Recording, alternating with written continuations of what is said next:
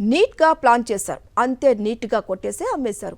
విషయం ఎక్కడా బయటకు రాకుండా ప్లాన్ను కూడా పక్కాగా అమలు చేశారు. బీహార్లో నీట్ పేపర్ లీకేజీలో బయటపడిన సంచలన విషయాలు ఇవి. పేపర్ లీకేజీలో ఆరితేరిన కొందరు నిందితులు ముఠాగా ఏర్పడి నీట్ పేపర్ను విక్రయించినట్లు తేల్చారు బీహార్ పోలీసులు. బీహార్లో నీట్ అక్రమాలపై జరుగుతున్న దర్యాప్తులో సంచలన విషయాలు వెలుగులోకి వస్తున్నాయి. నీట్ పేపర్ లీకేజ్పై విచారణ ప్రారంభించిన పోలీసులకు విస్తుగొలిపే విషయాలు తెలుస్తున్నాయి. ఇప్పటికే 14 మందిని అరెస్ట్ చేసిన పోలీసులు తమదైన శైలిలో వారిని విచారిస్తూ ఉండడంతో కీలక విషయాలు బయటకొచ్చాయి.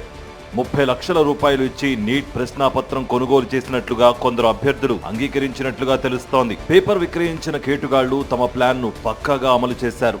పేపర్ లీక్ చేసి అభ్యర్థులకు విక్రయించిన నిందితులు ఆ విషయం బయటకు పొక్కకుండా తెలివిగా వ్యవహరించారు. తమకు డబ్బులు ముట్టజెప్పిన అభ్యర్థులను ముందు సురక్షిత స్థావరాలకు తరలించి వారికి అక్కడే ప్రశ్నాపత్రం అప్పగించారు. జవాబు సైతం చెప్పేశారు. మధ్యలో ఎవరినీ కలవనీయకుండా ముఠా సభ్యులే అభ్యర్థులను నేరుగా పరీక్షా కేంద్రాలకు తీసుకువెళ్లారు. మధ్యలో ఎక్కడా విషయం బయటకు రాకుండా అన్ని జాగ్రత్తలు తీసుకున్నారు. నీట్ పరీక్షల్లో అవకతవకలు జరిగాయంటూ ఫిర్యాదులు వచ్చిన వెంటనే స్పందించిన ప్రభుత్వం సిట్ను ఏర్పాటు చేసింది. దర్యాప్తు ప్రారంభించిన సిట్ బృందం కన్సల్టెన్సీలు, కోచింగ్ సెంటర్ల ముసుగులో నీట్ పేపర్ క్రయ విక్రయాలు జరిగినట్లుగా గుర్తించింది. అనుమానిత అభ్యర్థులు పేపర్ లీక్ చేసిన బ్రోకర్లను అదుపులోకి తీసుకుని విచారించింది. ముందు తమకు పాపం తెలియదని బుకాయించిన ఆ తర్వాత అభ్యర్థులు ఒక్కో విషయం బయటపెట్టినట్లుగా తెలుస్తోంది. బ్రోకర్లకు 30 లక్షలకు పైగా ఇచ్చి నీట్ ప్రశ్నాపత్రం కొనుగోలు చేశామని అంగీకరించినట్లుగా సమాచారం. కొందరు అభ్యర్థులు ఇచ్చిన సమాచారంతో బీహార్ ప్రభుత్వ జూనియర్ ఇంజనీర్ సికిందర్ కుమార్ యాదవేందును పోలీసులు అరెస్ట్ చేశారు. పేపర్ లీక్ ముఠాతో తాను చేతులు కలిపినట్లుగా నిందితుడు అంగీకరించాడు. కొందరు అభ్యర్థుల కుటుంబ సభ్యులతో ఎప్పటికప్పుడు సంప్రదింపులు జరిపానని వెల్లడించాడు. ఎడ్యుకేషన్ కన్సల్టెన్సీ సంస్థను నడిపిస్తున్న నితీష్, అమిత్ ఆనంద్ అనే వ్యక్తులను తన ఆఫీసులో కలిశానని, వారు మే 4న నీట్ ప్రశ్నాపత్రాన్ని తనకు అందించారని బయటపెట్టాడు.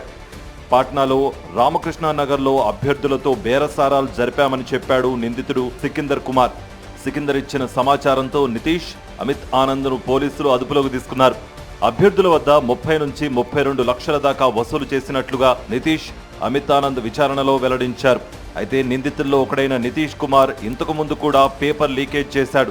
బీహార్ ప్రభుత్వం నిర్వహించిన టీచర్ రిక్రూట్మెంట్ పరీక్ష కుంభకోణంలో నితీష్ ఇప్పటికే ఓసారి జైలుకు వెళ్ళొచ్చాడు. పేపర్ లీకేజ్లో ఆరితేరిన నితీష్ ఇప్పుడు నీట్ను టార్గెట్ చేశాడు. ఎడ్యుకేషన్ కన్సల్టెన్సీలు, కోచింగ్ సెంటర్ల పేరుతో అభ్యర్థులను సంప్రదించి పేపర్ విక్రయించాడు. నీట్ పేపర్ లీకేజ్ పై బీహార్ పోలీస్ శాఖకు చెందిన ఆర్థిక నేరాల విభాగం కూడా దర్యాప్తు కొనసాగిస్తోంది. ఇప్పటికే పలువురు అభ్యర్థులను, అనుమానితులను ప్రశ్నించింది. మరో 9 మంది అభ్యర్థులకు నోటీసులు జారీ చేసి విచారణకు రావాలని ఆదేశించింది. వీరంతా బీహార్లో వేరువేరు జిల్లాలకు చెందినవారు.